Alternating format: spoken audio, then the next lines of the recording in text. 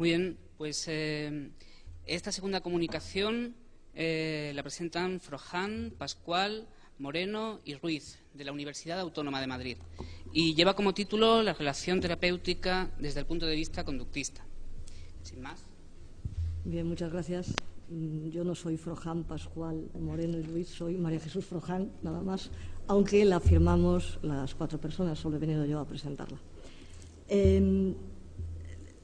Somos un equipo que llevamos la misma línea de investigación sobre el cambio clínico, el proceso terapéutico, el análisis de la interacción verbal durante el proceso terapéutico.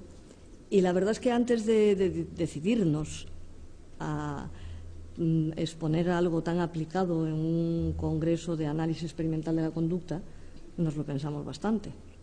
¿Y qué nos ha empujado a venir y a exponer nuestro trabajo, que en el ámbito aplicado es conocido, pero está claro que no en el ámbito experimental?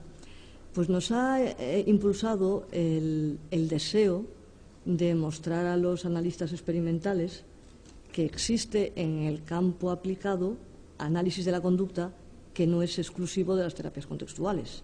O sea, nos parece bastante preocupante que el análisis aplicado de la conducta fuera de los entornos tradicionales donde se ha utilizado, como es en campos como el autismo o algún tipo de contextos más o menos institucionalizados, que haya esta creencia de que ese salto de esos contextos o de esos problemas haya desembocado exclusivamente en las terapias de tercera generación. Y en absoluto es así. Hay gente que intentamos seriamente hacer análisis aplicado de la conducta siguiendo unos principios del análisis funcional y que desde luego no nos adherimos a las terapias contextuales como tal, de otras cosas porque les vemos bastantes problemas y bastantes críticas, que no es el momento de hacer aquí, evidentemente. Pero queremos mostrar este trabajo que llevamos a cabo dentro del análisis aplicado y en el contexto clínico. Yo voy a empezar con un tema, la relación terapéutica, que tiene un nombre ya que podía chirriar, ¿no? Porque todo el estudio de la relación se ha hecho desde perspectivas no conductuales. En general, la relación terapéutica ha sido un elemento accesorio, anecdótico, dentro de lo que era la modificación de conducta, porque se consideraba que lo que realmente producía el cambio eran las técnicas de tratamiento. El estudio de la relación, el estudio de la empatía, el estudio de la alianza terapéutica, siempre se llevó a cabo desde perspectivas psicodinámicas, humanistas, etcétera, hasta que, eso es verdad, hay que reconocerlo, las terapias contextuales, especialmente la psicoterapia analítico-funcional, la reivindicó como un elemento de enorme interés. Ahí estamos absolutamente de acuerdo con el planteamiento que hace la FAP y, en concreto, con muchos de sus supuestos concretos que nosotros exploramos y utilizamos para nuestro estudio. El problema de estudiar la relación terapéutica desde la perspectiva conductual, o más bien el problema de estudiar la evolución histórica de la relación terapéutica y llegar a la perspectiva conductual, es que apenas hay textos que hagan un análisis funcional de la relación terapéutica. Cuando yo soy profesora en la universidad, enseño clínica a mis alumnos de un máster y cuando llegamos al tema de habilidades del terapeuta nos encontramos con que no existe un solo texto de habilidades del terapeuta. Existen textos, la verdad es que no son muy buenos en general, pero incluso los mejores, lo que se dice es lo que hay que conseguir, pero nunca cómo se consigue. Es decir, el terapeuta tiene que ser empático, el terapeuta tiene que conseguir una alianza, el terapeuta tiene que, pero nunca se dice cómo. Es decir, se habla del producto, pero no del proceso. Entonces, nosotros queremos exponer esta perspectiva, este estudio de la relación terapéutica, hablando de cómo consideramos que hay que estudiarlo, cómo consideramos que hay que analizarlo, para saber qué es realmente ser habilidoso. Y, por otra parte, acabar con esta polémica tradicional en el campo clínico, los clínicos que hay aquí lo sabrán de sobra, sobre qué pesa más, la relación o la técnica. Nosotros, la tesis que yo quiero mostrar aquí es que la diferenciación es absurda. No está la relación por un lado y las técnicas por otro. Todo es lo mismo. Todo es una forma de poner en marcha procesos de aprendizaje que son los responsables del cambio psicológico, del cambio clínico. Cambio clínico, por cierto, o cambio terapéutico, resolución de problemas psicológicos, que yo no estoy muy de acuerdo con lo que ha dicho el ponente anterior. yo no creo que el problema psicológico sea un intento de adaptación sin éxito al medio, es un intento exitoso de adaptación. Lo que pasa es que el objetivo a corto plazo de esa conducta funcional no coincide con el largo plazo. O sea, es imposible pensar que una persona tiene depresión y no ha conseguido adaptarse al medio durante 30 años. Es absurdo, es un sinsentido. Se ha adaptado con conducta depresiva. O sea, la depresión es su adaptación.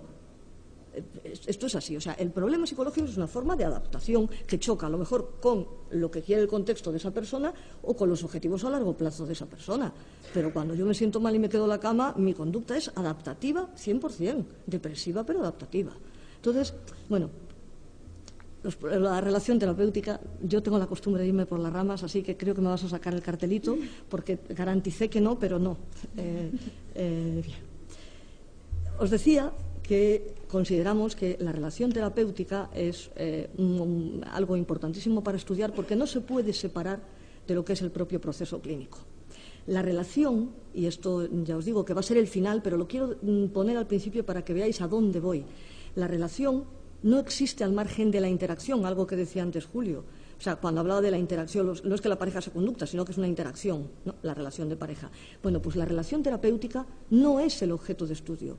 El objeto de estudio ha de ser la interacción terapéutica, que tiene como fruto una relación que calificamos como buena, mala, agradable, proterapéutica, antiterapéutica, de alianza, de lo que queráis. Pero lo que tiene que hacer el estudioso del proceso clínico es analizar la interacción que tiene lugar entre terapeuta y cliente y que consigue efectivamente esa perspectiva tan positiva, tan proterapéutica, esa alianza que hace que, como decíamos a la comida, el terapeuta le diga al fóbico a las palomas: sal a esa plaza donde hay palomas y exponte. Y el tipo que cada vez que oía el aleteo de una paloma salía huyendo, ahora resulta que porque se lo dice el psicólogo va y se expone. Eso que el psicólogo es capaz de conseguir a través de una buena relación es el fruto de una interacción que pone en marcha, repito, una serie de procesos de aprendizaje perfectamente previsibles, controlables y predecibles. Bien. Por tanto, no vamos a poner esta contraposición tradicional que en psicología clínica ha llenado páginas y páginas acerca de qué pesa más una cosa o la otra, la búsqueda de factores comunes, si es los factores comunes de cualquier terapia, en cualquier modelo, lo que pesa en el cambio terapéutico, o es los factores específicos, la técnica en concreto que está produciendo el cambio. Para nada. Vamos a ver cómo todo es más de lo mismo. ¿Qué es la relación terapéutica? Las tradiciones, en su estudio, han sido desde siempre la primera, la psicoanalítica, que le ha dado un peso fundamental, la terapia humanista, que también se ha preocupado tanto de la relación que considera que es la relación lo verdaderamente terapéutico, la constructivista, que es, digamos, esta emergencia del cognitivismo o el modelo cognitivo-conductual más clásico y el modelo conductual en el cual nos encuadramos nosotros. Desde la terapia psicoanalítica, la relación terapéutica, el efecto de esa relación terapéutica era un efecto contraproducente que impedía el proceso de cambio a través de la asociación libre. Es decir, el terapeuta hacía algo, sin saber qué hacía, que de dentro del paciente, y utilizo la palabra paciente a conciencia, surgiesen una serie de emociones que iban a impedir el proceso clínico.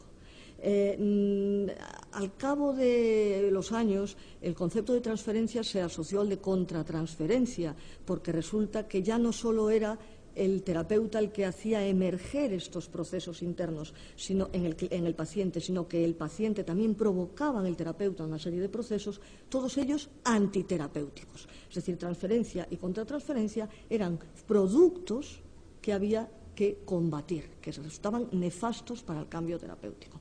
Desde la perspectiva humanista, como decía, el cambio en sí venía dado de esa relación. El terapeuta tenía que ser una persona empática, congruente, que aceptase incondicionalmente a su paciente, con todos los problemas, que desde aquí podemos decir que es eso. O sea, aceptar implica reforzar indiscriminadamente. No podemos hacer eso. Nosotros sabemos que tenemos que moldear la conducta del cliente en sesión.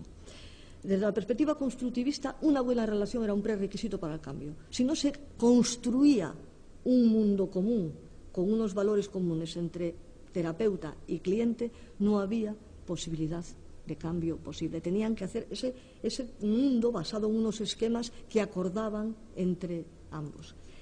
Desde el modelo conductual, el interés por la relación es realmente nuevo, porque desde siempre se consideraba que lo verdaderamente terapéutico eran las técnicas y la relación era un añadido. Y hay que reconocer, insisto, a la psicoterapia analítico-funcional la recuperación, señalar que la relación terapéutica es un elemento central del cambio. ¿Críticas a todo esto? Pues evidentemente muchas. Que en la perspectiva psicodinámica que emergiesen, que surgiesen algún tipo de emociones por parte del paciente en presencia del terapeuta no es fruto de la casualidad, no surgen de dentro, son conductas, respuestas que se dan en interacción con el terapeuta. O sea, los efectos de transferencia, si queréis decirlo así, utilizando la misma terminología que usan los psicodinámicos, se pueden producir. O sea, el terapeuta puede hacer cosas, las hace sabiendo o ocurren, sin que lo sepa, que produzcan determinados efectos emocionales en el paciente. Efectos que nosotros podemos querer producir o dejar de producir. Así que no son automáticas. Todo lo que ocurre en sesión ocurre porque está habiendo una interacción que pone en marcha una serie de procesos que se pueden estudiar, que no son productos ni de variables internas ni de aspectos mágicos de la propia relación. Precisamente cuando surgen estas emociones, a lo mejor resulta que es lo que tenemos que estudiar, que son el problema en sí mismo, no elementos que interfieren en la solución del problema. La perspectiva humanista, con esta aceptación, congruencia y empatía que tiene que tener, nos está vendiendo una receta única que es absolutamente impensable. Antes decíais, hay que adaptar la terapia de pareja al cliente, por supuesto, a la pareja, y hay que adaptar cada intervención al cliente. O sea, desde el análisis de la conducta se trabaja con el caso único. Precisamente esto es uno de los mayores riesgos que yo veo en las terapias contextuales actuales. Es decir, que están generando recetas de actuación y eso es un peligro. O sea, es un peligro decir que la mayoría de los trastornos se producen por evitación experiencial. Es que nos estamos yendo al campo más de psicodiagnóstico tradicional. Y esto no puede ser así. Hay que hacer el análisis funcional de la interacción. Todas estas críticas nos llevan a concluir que desde siempre el estudio de la relación terapéutica se ha hecho desde una perspectiva descriptiva. ¿Qué es lo que pasa? Y nunca se ha analizado por qué pasa, qué es lo que está ocurriendo que hace que pase eso. Nos hemos limitado a detectar una relación buena, muchas sonrisas, mucho control por parte del terapeuta, pero ¿cómo se produce eso? ¿Cómo se llega a eso? Bien, hay que estudiar, por tanto, la funcionalidad de las conductas. Y aquí viene nuestra propuesta, que ya veo el cartelito, y que voy a intentar resumir, pero explicar con cierto detalle para que se entienda a dónde quiero llegar. En primer lugar, no se puede estudiar la relación terapéutica de una forma descriptiva, poniendo etiquetas a las conductas que ocurren. Entre otras cosas porque, como todos los que estamos aquí sabemos muy bien, las conductas lo son en la medida que son funcionales, es decir, muchas conductas pueden tener la misma función y morfologías diversas, con lo cual es absurdo describir las cosas, hay que analizar la función.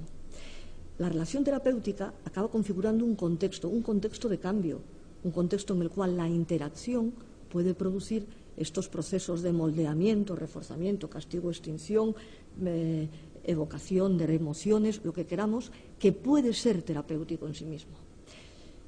La relación es el fruto, es decir, la interacción, lo que ocurre en ese diálogo continuado, un contexto cerrado, perfectamente acotado, tan natural como cualquier otro contexto, en contra de lo que se ha dicho muchas veces, es el mecanismo de cambio, esta interacción. Y, fruto de sucesivas interacciones que se dan de una manera determinada, bajo el control del terapeuta, que sabe lo que está haciendo, fruto de esas interacciones aparece una relación, insisto, que si la sabemos hacer bien, es terapéutica en sí misma. Por tanto, ¿qué tenemos que hacer para estudiar el cambio psicológico? Tenemos que estudiar la interacción. Fruto de esta interacción se produce una relación, pero se produce o se aplican las propias técnicas de cambio. Por eso decía que era absurdo separar aquí la relación y aquí la interacción. Todo es fruto de la interacción eminentemente verbal que tiene lugar dentro del contexto clínico. Por tanto, tenemos que estudiar la relación a partir del análisis de esa interacción y nos interesa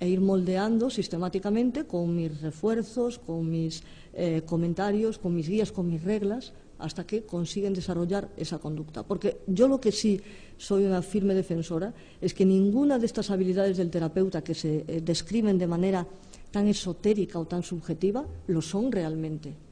Lo difícil puede ser definir qué ocurre, pero todos somos capaces de identificar cuándo una persona es habilidosa o un buen comunicador y cuándo no lo es. Desde el momento en que eso es observable, nosotros podemos hacer el esfuerzo de definirlo y marcar un proceso de cambio que nos lleva a desarrollar esa conducta. La empatía, por tanto, es el resultado, no el proceso. Entonces yo le enseño a mis alumnos el proceso de llegar a ser eso que otros desde fuera califican empático. ¿Sí? Bien, he visto varias manos levantadas, por eso os voy a tener que pedir también concreción, síntesis. Sí, se oye. Concreción y síntesis. Te felicito. Suscribo totalmente lo que tu propuesta y desde luego es así como dices, en mi experiencia clínica de muchos años. Muy amable, gracias. Esto sí que es reforzante. Y es un modelo. Modelo de síntesis. Sí, María Jesús. Hola. Lo digo por referencia antes, ¿no? La depresión sí que estoy de acuerdo contigo, es una adaptación. Es una adaptación que deja de ser adaptativa en el momento que viene la consulta, ¿no? Es una adaptación ante las circunstancias que estén viviendo. Es mejor estar no salir de casa, quedarse en la cama, quedarse pensando que enfrentarse a las circunstancias que esté viviendo, ¿no? En el momento que eso se convierte en un problema es cuando se acude a clínica, y ahí es donde el análisis funcional nos va a decir hasta qué punto la depresión, el comportamiento depresivo, vamos a decir así, sirve para adaptarse a ese medio que también puede estar deseando, ¿no?, la persona. Entonces, resumiendo, sí estoy de acuerdo que no solo la depresión, cualquiera de los que llamamos trastornos es una manera de adaptarse en unas circunstancias concretas, pero pienso yo que dejan de ser una manera de adaptarse en el momento que no han funcionado por la manera que sea y aparecen en consulta pidiéndote un cambio. Sí, yo estoy totalmente de acuerdo. Cuando las circunstancias cambian, uno tiene que aprender a adaptar su conducta a las nuevas circunstancias. Y entonces, cuando no se sabe, es cuando no es que no haya adaptación, o sea, no es que la conducta no sea adaptativa, es que yo no sé qué conducta desarrollar. Y ahí es donde voy a que el psicólogo me enseñe. Pero mientras tengo el problema, mi problema es adaptativo. Es decir, 20.000 casos. Una persona, un caso real, proceso de agorafobia, etiquetado 12 años sin haber ido jamás al colegio de sus hijos, sin llevarla. Aquí mis compañeros lo conocen bien porque es un caso emblemático en nuestro grupo. Sin haberlos llevado jamás al médico, sin haber ido a ningún sitio, y con una fobia a tragar a raíz de la observación en la televisión, el oír en la tele que una actriz conocida en aquella época se había muerto atragantada con un hueso de pollo.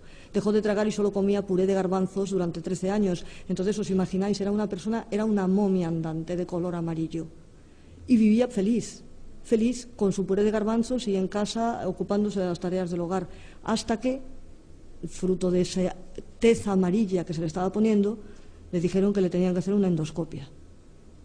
En esa época no se dormía a la gente, te la hacían a pelo. Y entonces, ¿qué hago yo? Que no soy capaz ni de meterme en la boca una magdalena.